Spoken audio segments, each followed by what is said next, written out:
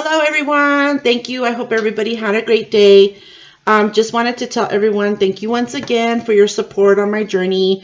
My name is Lori, and I'm a certified life coach, and I'm actually specializing in relationships and career growth and your goals. And guess what, guys? Today, my website is up and running, and I'm happy to say that I actually did get 2 clients, which I'm very thankful for since being live today. And I'm glad that many of you are enjoying the information and the podcast and the recordings that I have made so far. This is going to be episode number 3.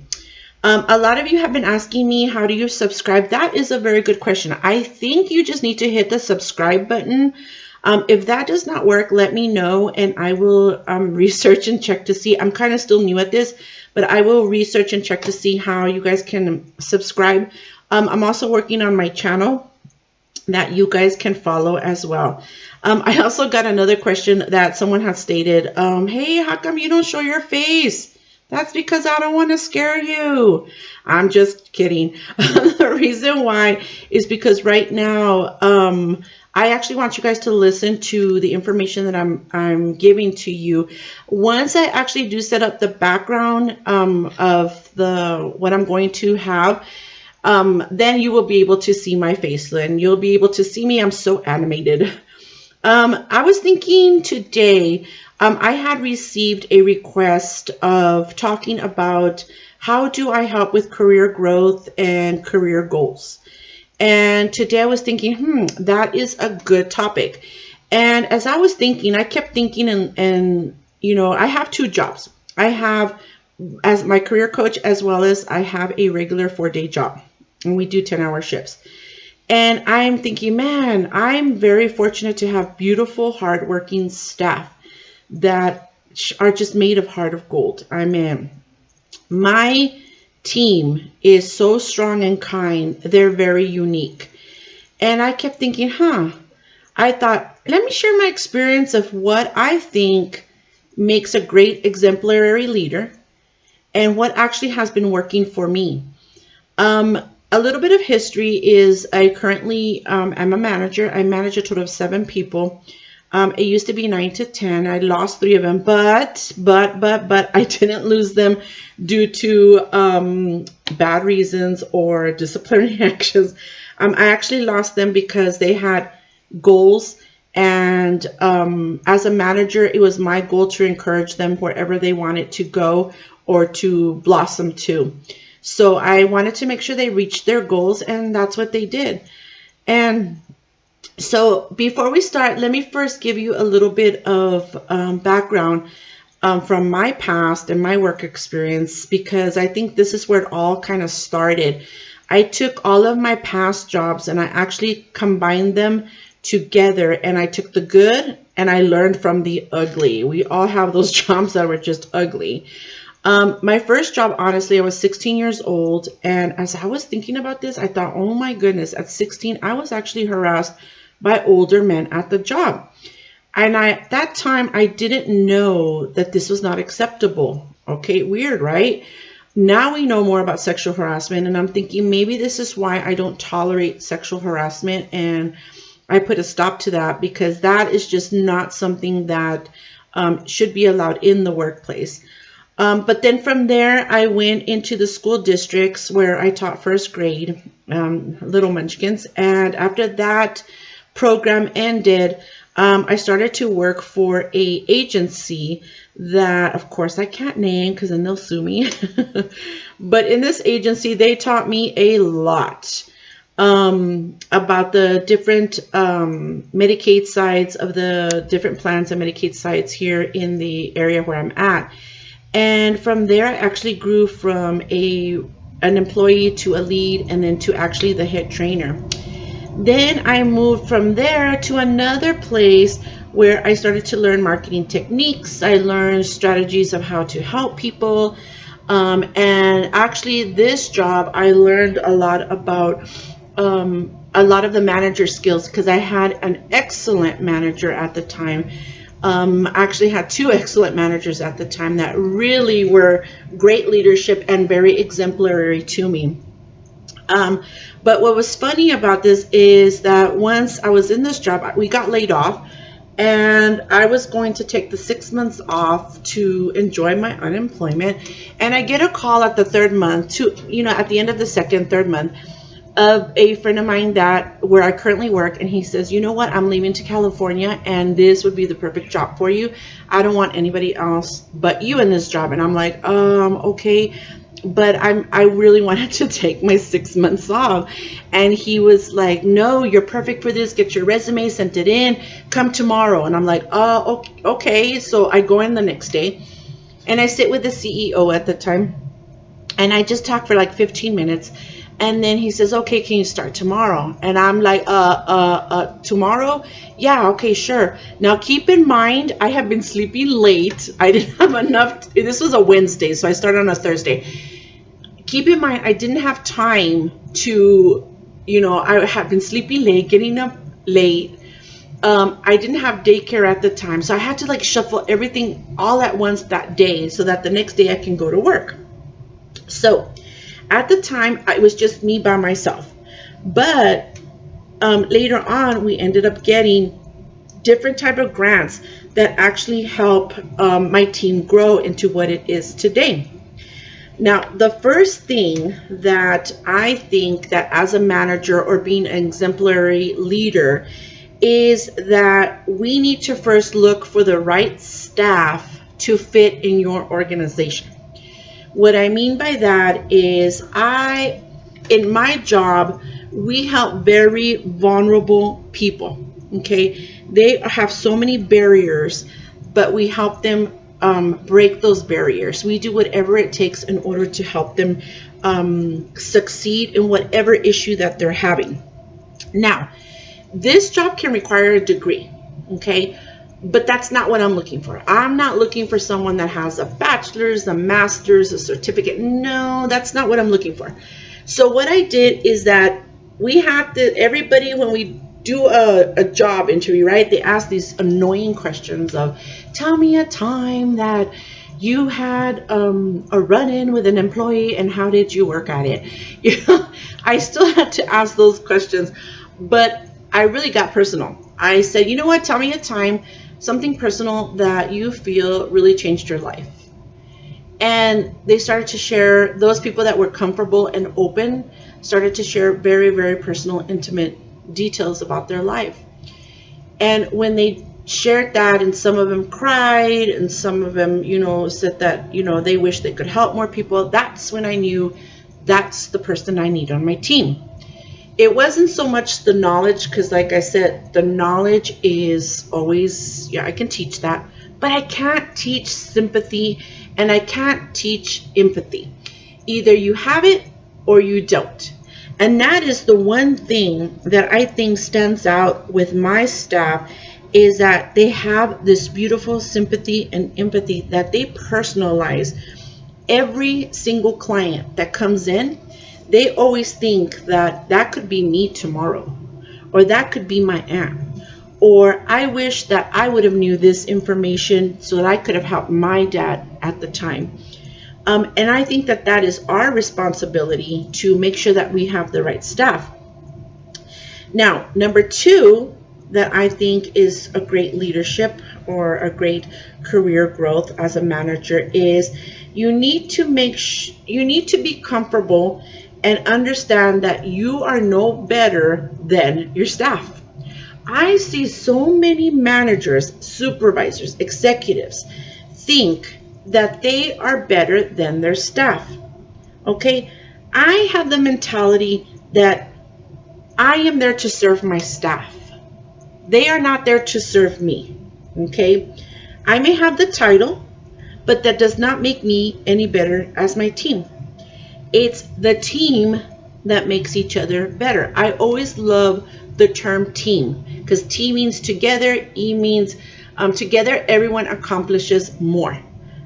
I love using that because it's true. It's not just Lori's staff, it's everyone together. I see them like puzzle pieces. If one piece is missing, then it's not a puzzle. It's not complete. And that's the way that I see my staff, and that's kind of what helped me, because it keeps me humble. It keeps me balanced, that I'm not going to be better than anyone else. Okay, I'm there to teach them. My goal is always that if I ever leave where I'm at, anyone can take over my job. That's my goal. I really, when managers, supervisors, except don't want to show you, oh, I don't want to show you that. Oh, I don't want to show you how to do this. Or I don't want you to do timesheets. Why not? Why not show your staff how to do that? It just makes them grow. What if they want to become someday a supervisor or a manager and they get that experience from you? This isn't a competition. As a manager, you should not feel like you're competing with your staff. Okay? Number 3, what I have learned as being a great leadership is don't make it bigger than what it is. Learn from it. You know what? My team makes mistakes, but guess what? So do I. I make mistakes too. So then how am I supposed to expect perfection from them when I'm not perfect either? And yes, I know when things go down and, we make mistakes. Yes, it's my responsibility. I take the hit. But guess what? That's what I signed up for. That's my job. And I don't come back, if I get called out or, they tell me, you need to do this, you need to do that. At the end of the day, I'm not going to come back and take it out on my staff. Okay? I'm just not going to do that. There's a time and a place to correct my staff when I need to. Okay? I'm not going to take this moodiness that they yelled at me back down to my staff. Because you know what? We're all a team. Okay? And if I do that, what is that really going to bring me? Let's say I do, get back to them and I'm like, you guys did this and you guys did this and they yelled at me and now I'm going to yell at you. Really, what's that going to really bring me? Actually, nothing. It's not. It's just going to cause division. It's going to cause awkwardness. They're going to be unhappy to come into work. If I need to address something, there's times I have to address it stern. But I will address it with them individually or I address it as a team. But it's all in the tone, which is number 4. Let's talk about our tone. Oh my goodness, I cannot stress enough. As a leadership and as an executive or manager or supervisor, the tone makes a huge difference. You as a manager should not be degrading, making them belittled, making them feel stupid. Never. Would you want that done to you? Would you want your higher up to make you feel that or tell you that? How would you feel? Okay. Yes, there are executives and other upper management that do that. Okay. But I take it. That's my job. That's what I do. I signed up for that.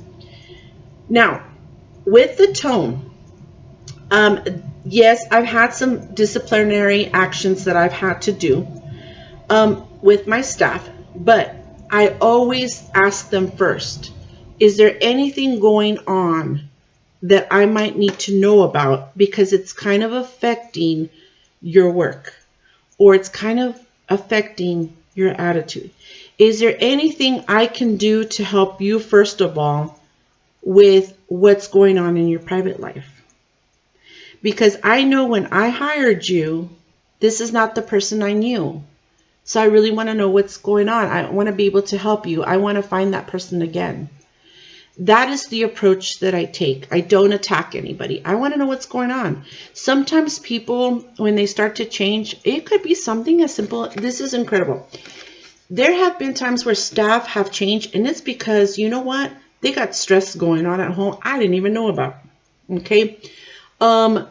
There's times that even medically, something's going on medically, and I didn't know about it. There's just these things that we don't know that's going on. So you know what? Why don't you just sit down and have a chat with them first? Yes, they're going to get that disciplinary action. Yes, they're going to have to sign that ugly piece of paper. But you know what? Find out first what's going on. You would be surprised how much they would open up to you and you start to learn more about them.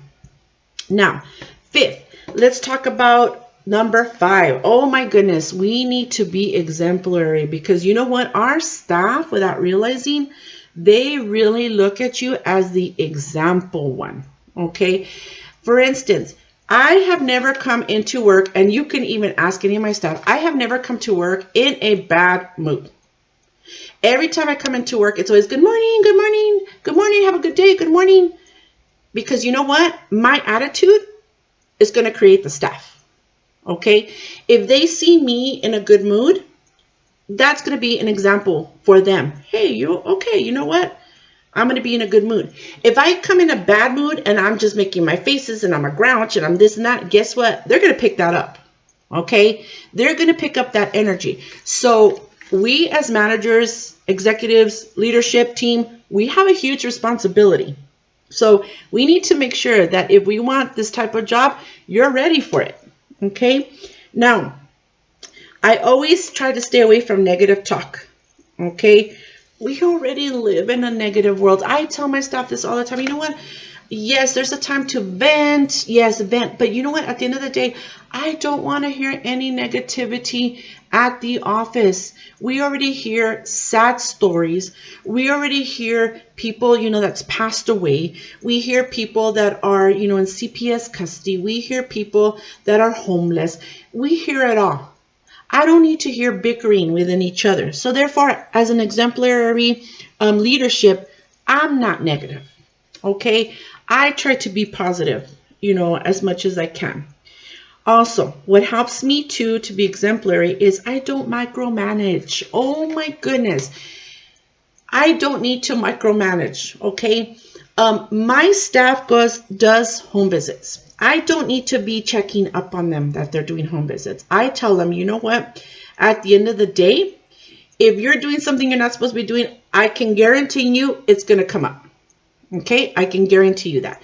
I would rather you just be honest and truthful, which is the next, exemplary topic, is if I'm honest and truthful with you all, I expect for you all to be honest and truthful with me. So there have been times where maybe a client is, they canceled their appointment. My staff calls me, you know what, Miss Lori, my appointment canceled. I have an hour left. What would you like me to do? And I'll tell them, you know what, great, do da, da, da, da, da. But they're honest. I don't need to be hovering over them unless they give me a reason. But there's so many managers and executives that they do opposite. They micromanage, okay, before the staff member has done anything. I've learned this, that it's better to let your staff do what they need to do. And if there's no reason for you to be suspicious of them, then don't. You're just, you need to have some little faith and little trust. Work with them, especially with time and family. I always tell them, you know what, guys, it's God, family, then it's work. Unfortunately, that's my opinion, because in work, you can always be replaced. So family is very important. And I always make sure that if they need to do something, as far as, let's say they have to do labs in the morning at 7:30 in the morning, I'm always open to that, because they need to take care of themselves. If, let's say they have a family emergency, go do your business, go do what you got to do. Okay. I never make them think that they have to choose work before family. I personally think that's very exemplary, because then at the end of the day, what I've noticed is that when I give to them, they give back in return. Because when I'm needing someone to work a Saturday, if I'm needing someone to work late, they're like, I'll do it, Miss Lori. I'll do it, Miss Lori. Why? Because they remember what I have given to them. So in return, guess what? I never really lack anything. Great example today. I had someone, I didn't have coverage from 3 to 6.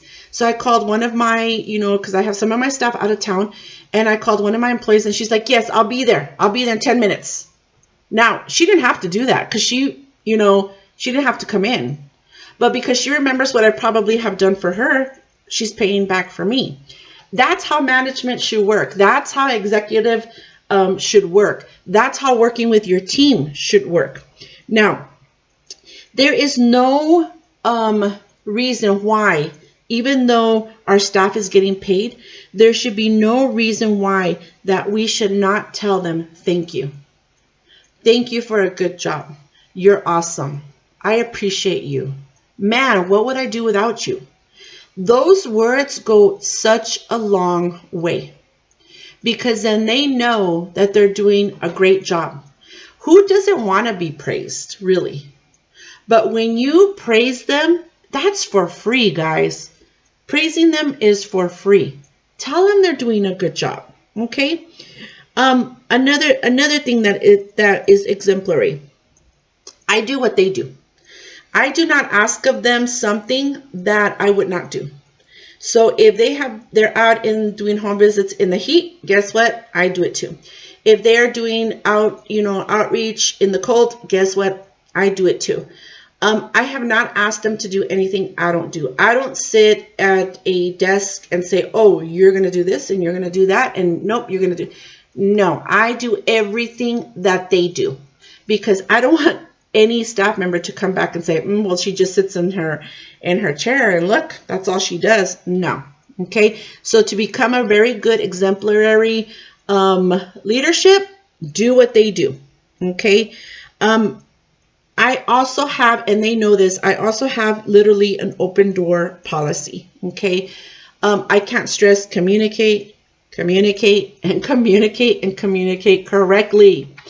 I had one of my staff members come in that said that she had worked for an agency and she wanted to move from the west side of our town to the east side of our town. So she tells her supervisor, I've been here so many years, I've given so much of this, I really would like to move, from this side of town to over there. And the supervisor's response was, well, you need to go get a doctor's note that shows that you need to move.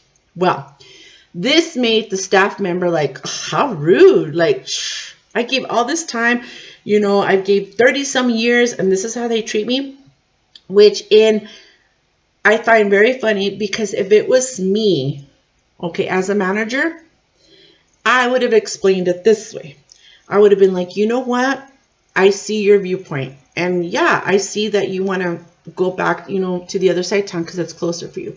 But I don't have the leeway, or I don't have the power to change you. If I did, I would do it in a heartbeat. You're a great employee. You're always on time.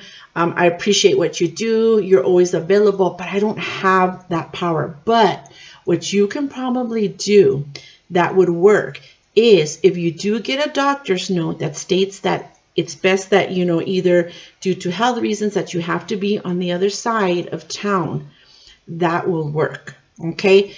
I would try it that way. That is so different from communicating what's going on to just, well, you need a doctor's note and that's all it is. Okay. What all you're creating is negativity. Do you really want that negativity in your office? I mean, it's just crazy to me. We come to work so happy every day. It doesn't even feel like work, honestly, when we go to work. It doesn't feel like work. I'm not saying that we don't have stress. It's like Disneyland. No, we just know how to manage it, because we don't have this extra crap that we have to add in an office, location. Now, this has honestly, all of these tactics together have honestly, I've gained respect from my team, and I honestly, like I said, I come into work happy, because at the end of the day, we have to work together. I'm literally 40 to 50 hours with these people a week. So I'm more than half the time with these people than I am at home. So when we really think about it, we really need to really get along. I hope that this recording in this podcast really helped some of you about having some leadership management skills. I am also doing motivational speaking. If you need me to come in and speak either with your staff or corporate, I am more willing to do that as well. Since my website is up and running, you can reach me at www.deep-within.com. Or I have also my email that's up and running as well, A.L. Rosales. I'm going to get it right this time. A.L. Rosales deepwithin@gmail.com. And I am willing to also do sessions one-on-one if you all need to have any kind of career growth or goals. Sometimes we feel stuck and we don't know how to move forward, or maybe we're unhappy where we're at and you want to be able to see things in a different light and different perspective, that maybe you can start going to work happy. You let me know. I am here for all of you. Thank you so much for listening. Until next time.